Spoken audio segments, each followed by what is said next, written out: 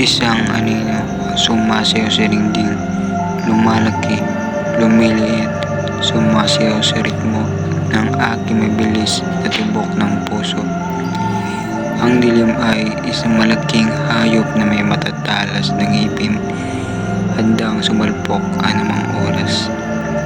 Ang mga mata ko ay nakapikit pero nakikita ko pa rin ang mga imahe sa aking isipan. Mga multo, mga halimaw, mga bagay na hindi ko maintindihan. Ang kamay ko ay mahigpit na nakahawak sa aking paboritong laruan. Isang maliit na teddy bear na parang nagbibigay ng kaunting lakas.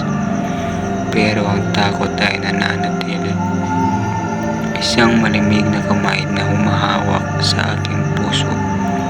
Isang tahimik na dasal ang aking binubulong. Sana'y umaga na.